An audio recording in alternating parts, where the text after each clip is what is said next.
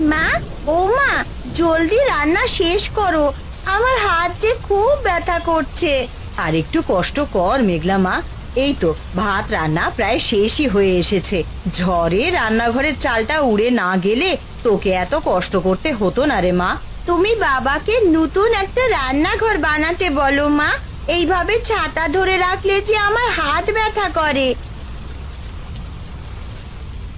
আর কটা দিন কষ্ট কর মেঘলা মা, জালে কিছু ইলিশ ধরা পড়লে তা বিক্রি করে তোদের নতুন একটা ঘর বানিয়ে দেব। তুমি তো অনেক দিন ধরেই কথা বলছো বাবা, কিন্তু এখনো তো বানাচ্ছ না। বানাবো কি করে মেঘলা, আজকাল তো নদীতে একদমই মাছ ধরা পড়ে না, তাই তো আমাদের এত কষ্ট। ওগো, আজ কতদিন ধরে তুমি মাছ ধরতে পারছো না, বলি এইভাবে কতদিন চলবে? কতদিন চলবে সে আমি জানি না, তবে দেখো গিন্নি, বিধাতা আমাদের দিকে চোখ তুলে তাকাবে। হ্যাঁ গো, তাই যেন হয়। ঠিক আছে গিন্নি, আমি এবার গোপালের বাড়িতে যাই, ওকে নিয়ে নদীতে মাছ ধরতে যাব। বাবা, আজ একটা ইলিশ মাছ ধরে নিয়ে এসো, অনেকদিন ধরেই না সর্ষে ইলিশ খেতে ইচ্ছে করছে। ঠিক আছে মেঘলা, জালে ইলিশ ধরা পড়লে অবশ্যই তোর জন্য একটা নিয়ে আসবো।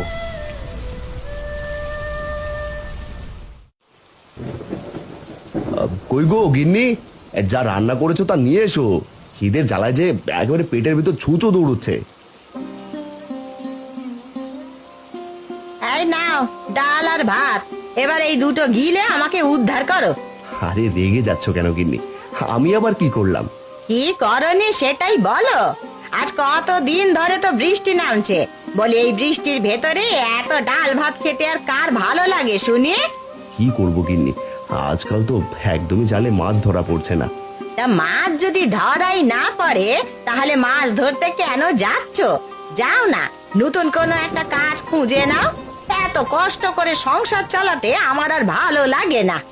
আর কটা দিন দেখি গিন্নি, এর মধ্যে যদি মাছ ধরা না পড়ে তাহলে আমি অন্য কাজ খুঁজে নেব।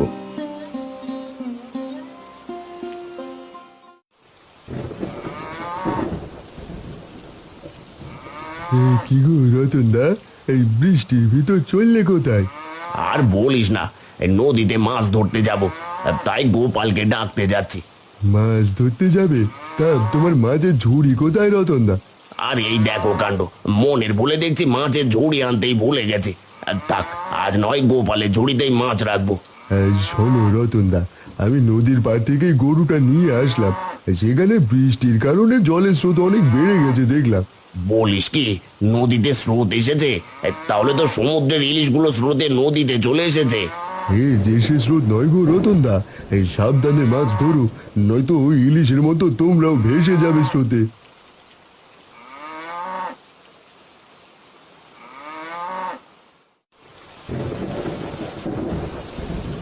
আরে রতনদা, তুমি এসেছো?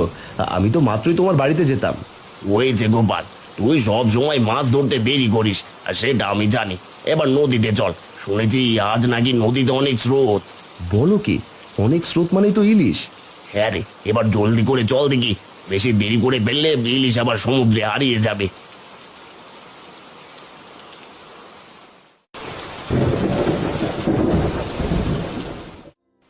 এ কি মা, আজও গরম ভাতের সাথে শাক ভর্তা?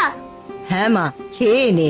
তোর বাবা তো আজকাল তেমন মাছ পায় না, তাই বাজারটাও ঠিক মতন করতে পারে না। এই বৃষ্টির ভেতরে আমার খুব সর্ষে ইলিশ খেতে ইচ্ছে করছে মা, কিন্তু তুমি আমাকে দিয়েছো শাক ভর্তা।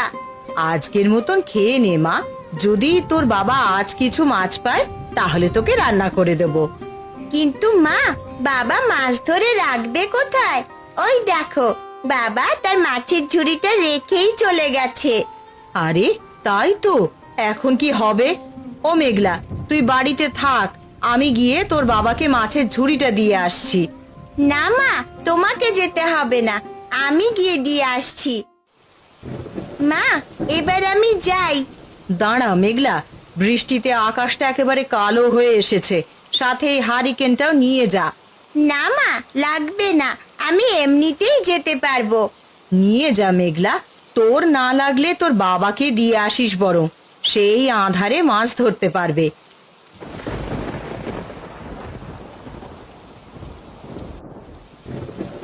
এই কেলো করেছে। নদীর জলে তো অনেক স্রোত রতনদা। এই স্রোত থাকলে তো মাছ ধরতে পারবো না। আজও কি মাছ না ধরেই বাড়ি চলে যাব?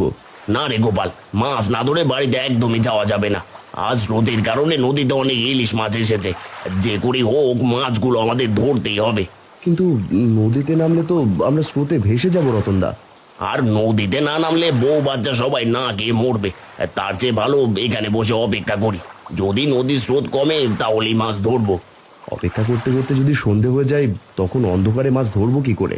চিন্তা করো না গো গোপাল কাকা, তার জন্যে এই হারিকেন নিয়ে এসেছি। এ কি মেঘলা, তুই এখানে কেন? বাবা, তোমার মাছের ঝুড়ি দিতে এসেছি, আর সাথে মায়ের হারিকেনটা দিয়েছে। যাক ভালোই হলো। আজ তাহলে আমরা রাতেই মাছ ধরবো। কি সব বলছো? রাতে মাছ ধরবে মানে? হ্যাঁ গোপাল, আজ রাতেই আমরা মাছ ধরবো। মেঘলা, তুই বাড়ি চলে যা মা। ঠিক আছে বাবা, আমার জন্য একটা বড় ইলিশ মাছ ধরে এনো।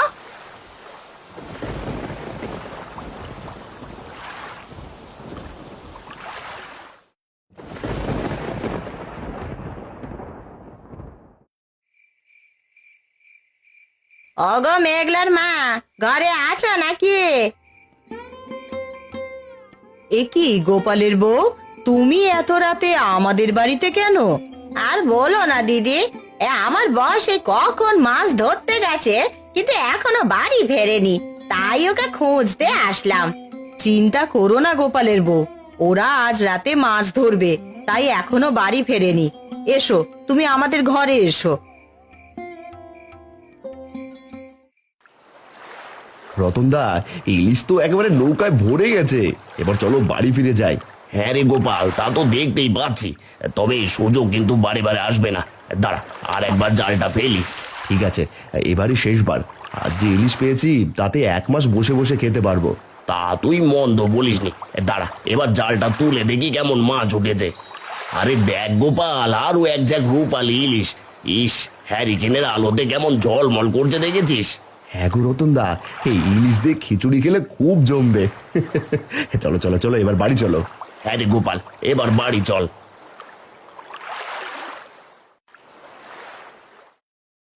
দিদি, এই রাতের বেলা তারা মাছ পাবে নাকি? পাবে কাকিমা, পাবে।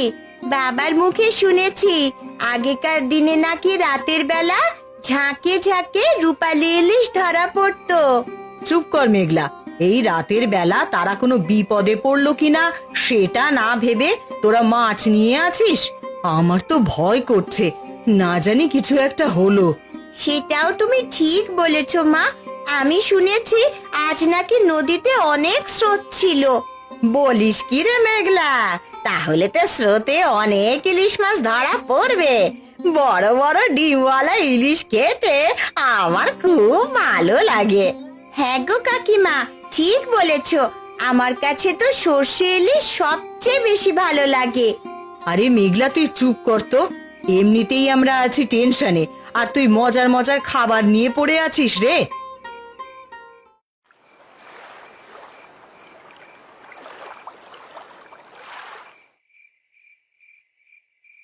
কই গো গিন্নি, জলদি বাইরে এসো।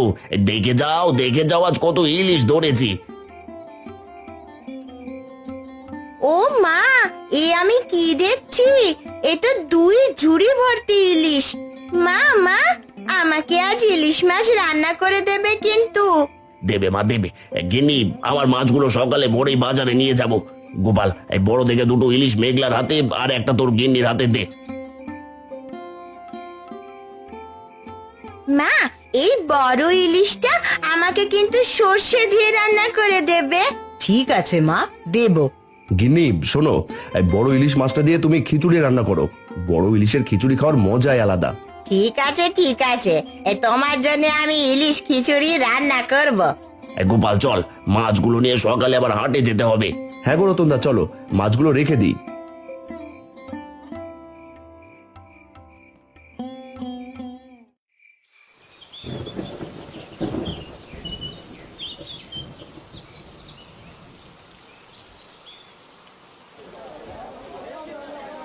ওরে বাপরে, এত বড় বড় ইলিশ অনেক বছর পর দেখলাম মনে হচ্ছে।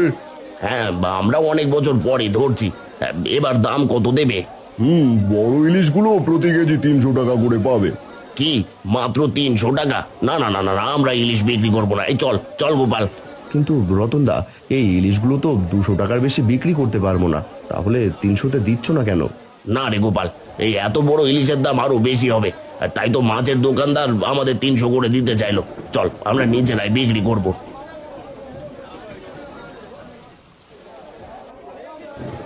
এই ইলিশ আছে গো, ইলিশ, এই বড় বড় রূপালী ইলিশ, একেবারে জলের দামে দিয়ে দিচ্ছি। আসুন আসুন আসুন, জলদি করে আসুন, পড়িয়ে গেলে কিন্তু আর পাবেন না।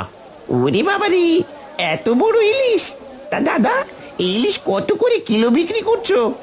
বেশি না, এই মাত্র 500 টাকা কিলো। বলুন আপনাকে কত কিলো দেবো? ও মা, এত বড় ইলিশ মাত্র 500 টাকা কিলো? বলি, এগুলো আবার চাষের না তো? না না দাদা, এগুলো চাষের নয়, এগুলো নদীর টাটকা ইলিশ। বলো কি, টাটকা ইলিশ? তাহলে আমাকে পুরো 5 কিলো দাও তো।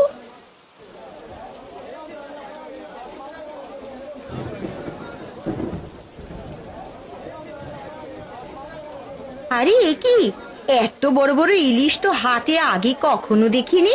তা কত করে কিলো? বেশি না দিদি, মাত্র 500 টাকা কিলো। বলুন কত কিলো দেবো? কি, মাত্র 500 টাকা কিলো? বলি, এগুলো নদীর ইলিশ নাকি সমুদ্রের ইলিশ যে এত সস্তায় বিক্রি করছো?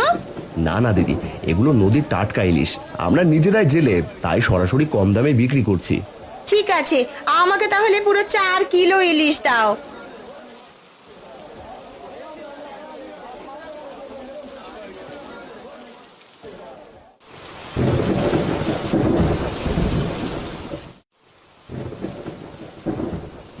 ওই গো গিন্নি, গেলে কোথায়? দেখে যাও আজ ইলিশ বিক্রি করে কত টাকা আয় করেছি। ওগো, সব মাছ ভালোই ভালোই বিক্রি হয়েছে তো? হ্যাঁ গিন্নি, সব মাছ খুচরো দামে বিক্রি করেছি, এতে অনেক বেশি টাকা লাভ হয়েছে। তোমাকে কালই নতুন একটা রান্নাঘর বানিয়ে দেব। ঠিক আছে, সে না হয় দিও। তা গোপালের ভাগের টাকা ওকে বুঝিয়ে দিয়েছো তো? হ্যাঁ গিন্নি, গোপালকে পুরো টাকার অর্ধেক দিয়ে এসেছে। তা মেঘলা কোথায় গিন্নি? কোথায় আর থাকবে, তোমার জন্য সর্ষে ইলিশ নিয়ে বসে আছে। বলেছে তোমার সাথে বসে সর্ষে ইলিশ মাছ দিয়ে ভাত খাবে। বলো কি? তাহলে চলো গিন্নি, সবাই মিলে সর্ষে ইলিশ খাই। আহ, কি সুন্দর ইলিশ মাছের খিচুড়ি! বড় ইলিশ মাছ দিয়ে খিচুড়ি খাওয়ার মজাই আলাদা। হয়েছে হয়েছে, এত ঢং আর করতে হবে না। জলদি খেয়ে আমাকে উদ্ধার করো। এ কি গিন্নি, তোমার আবার কি হলো? আজ তো মাছ বিক্রি করে অনেক টাকা লাভ করেছি, আমাদের আর ডাল ভাত খেতে হবে না, টানা 1 মাস বসে বসে খেতে পারবো। না না, এ তোমার মতন বসে বসে আমি খেতে পারবো না। আমার আরো টাকা চাই, আমি নতুন বাড়িতে থাকতে চাই। কি সব বলছো গিন্নি? এত টাকা আমি কোথায় পাবো? কোথায় পাবে মানে? নদীতে রাতের বেলা মাছ ধরবে, তাহলে তো অনেক ইলিশ পাবে। সেই ইলিশ বিক্রি করে অনেক টাকা আয় করবে। কি সব বলছো গিন্নি?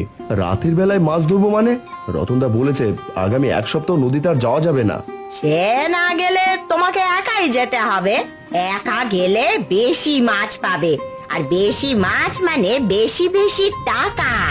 ঠিক আছে গিন্নি, আমি তাহলে আজ রাতেই মাছ ধরতে যাব।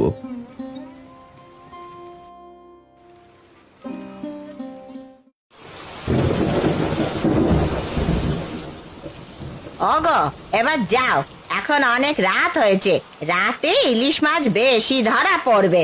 হ্যাঁ গিন্নি, আমি এখনই যাচ্ছি। ওগো, তুমি যেতে পারবে নাকি আমি একটু এগিয়ে দিয়ে আসবো? না না গিন্নি, তোমাকে আসতে হবে না, আমি একা যেতে পারবো, তুমি বাড়িতেই থাকো।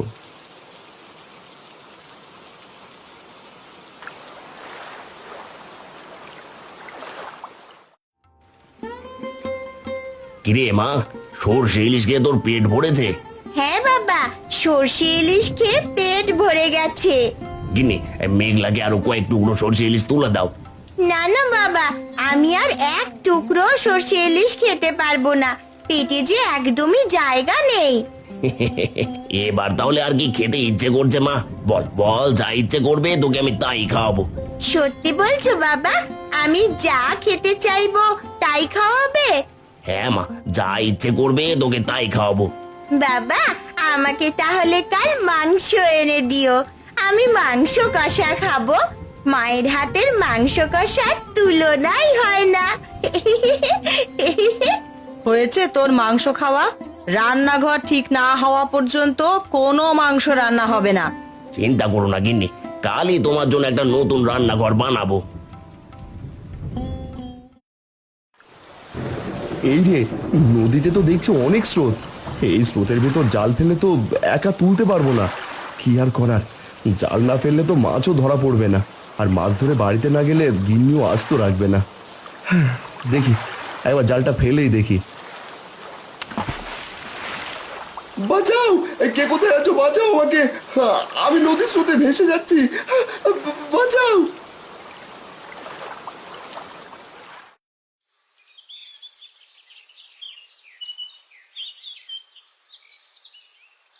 ওগো, ওগো, তুমি আমাকে ছেড়ে কোথায় গেলে গো? আমি এখন কি নিয়ে বাঁচবো? আমি এখন কি করে থাকবো গো? হে কি, গোপালের কি হয়েছে? গোপালের এই হাল কেন? আর বলো না গো রতনদা, সকালে নদীর ধারে গরু চড়াতে গিয়ে দেখি এই গোপালদা মরে পড়ে আছে। আমি আগেই বলেছিলাম নদীর অনেক স্রোত, কেউ মাছ ধরতে যেও না, কিন্তু গোপালদা তো আর আমার কোনো কথাই শোনেনি। ওগো, গোপাল একা কেন মাছ ধরতে নদীতে গিয়েছে? আমাকে বললেও তো পারতো। ও তো কখনো আমাকে ছাড়া নদীতে যায় না। আর বলো না রতনদা, আমার কারণে আজ আমার বর মারা গেল গো। আমি লোভে পড়ে রাতের বেলা একা একা মাছ ধরতে নদীতে পাঠিয়েছি, আর তখনই জাল তুলতে গিয়ে নদীর স্রোতে জলে পড়ে যায়। ওর এই অবস্থার জন্যে আমি দায়ী গো। আজ আমার কারণে আমার বর মারা গেল। এখন আমার কি হবে গো? গোপালকে নদীতে পাঠানো তোমার একদমই ঠিক হয়নি। আজ তোমার কারণে গোপাল আর আমাদের মাঝে নেই। শুধু কিছু টাকার লোভের কারণে আজ আমরা গোপালকে হারালাম।